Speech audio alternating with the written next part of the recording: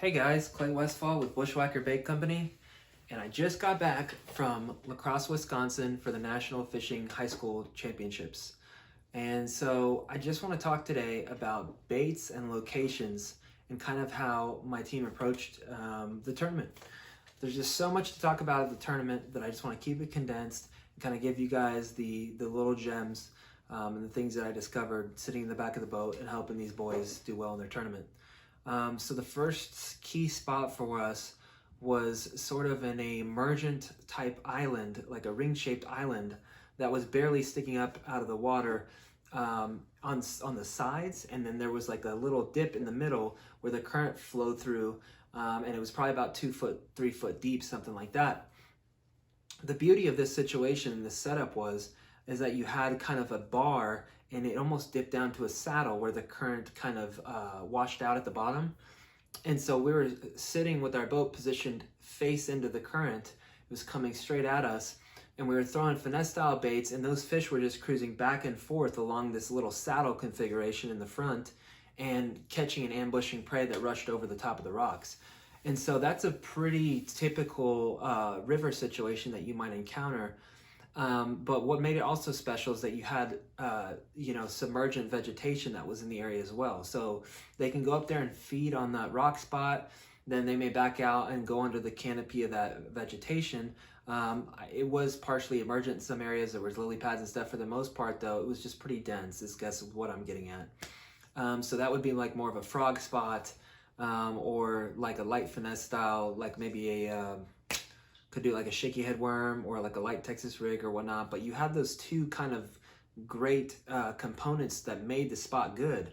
Once again, being the saddle with the current rushing over, more of a feeding table, and then something for them to go to midday, which would be, that thick grass and lily pads and whatnot.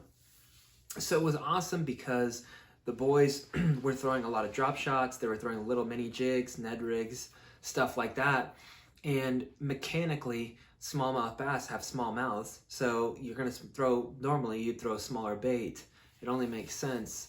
But aside from that, there was so much fishing pressure. There was 300 and some odd boats, and so it was helpful to come in there kind of flying under the radar, so to speak, and capitalize on bites where other people might not have triggered the bite. So that was one really special area.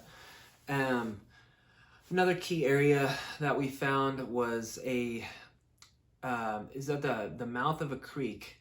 And so water was rushing through from the back of the creek at a pretty high velocity and spilling out into the main river system.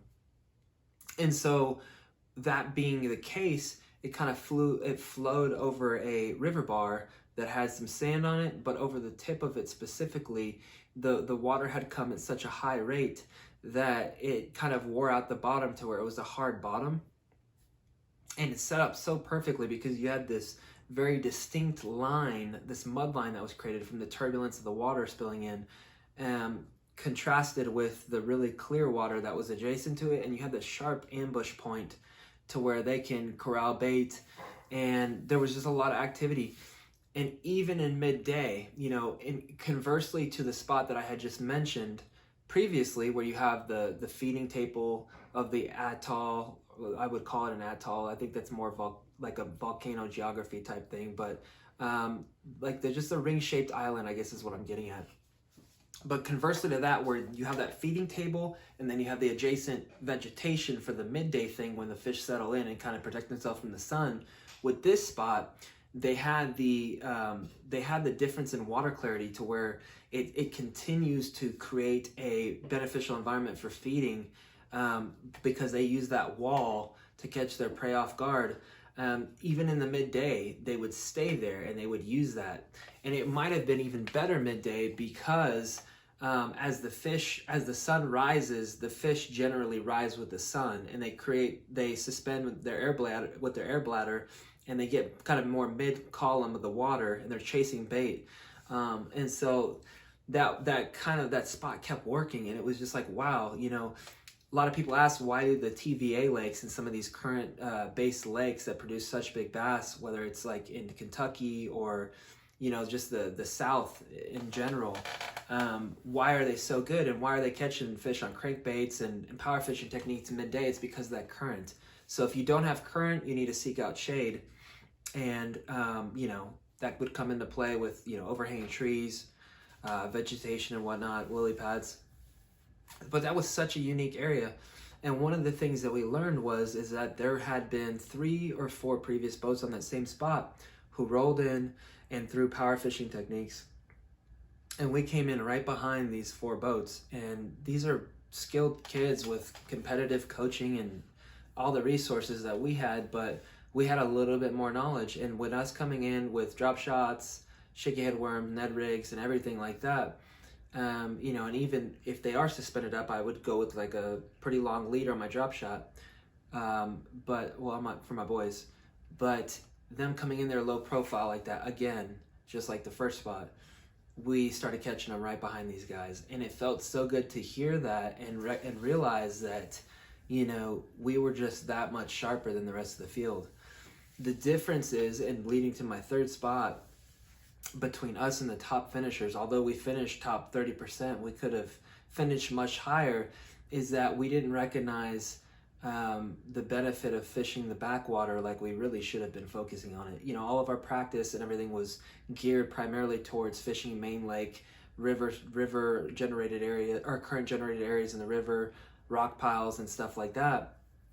But we didn't focus it on the backwater because there's a little bit of volatility involved with fluctuating water levels and potentially being blown out by mud and everything. And so we didn't focus on it as much, but we went the 3rd day after their tournament had ended and they didn't make the 4th day. And we found some good areas in the backwater and started catching our 3-pound fish, which is for there a great fish. Really, that's the quality. And so we were catching 2-pound fish previously.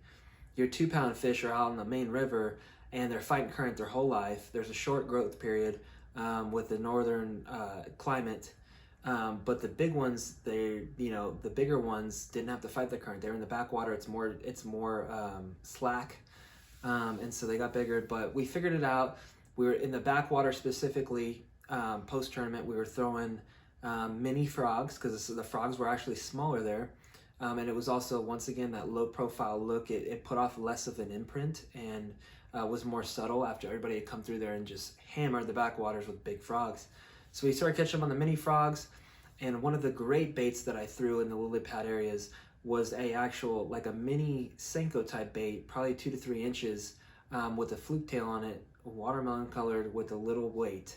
And that was so special because, like I said, most of those people throw full-size huge frogs in there, and they just, they may miss out on a few of the key bites because those fish had just been basically just torn up for the last several days.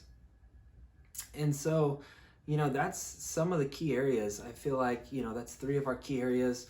What we did, although the 3rd area wasn't particular to the tournament itself, it was a great learning piece for us because coming off on the back end, we realized, wow, this had a lot of potential.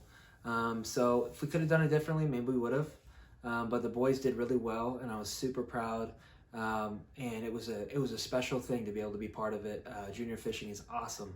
So hopefully that's kind of just sharing information. Maybe it'll help you in your next fishing trip. But please be sure to check out some of my other videos on my channel. I do a lot of technique type programs. Do a lot of map study and just kind of reviewing some of the things that I use to be successful on my fishing trips. Thank you so much. Stay tuned next time.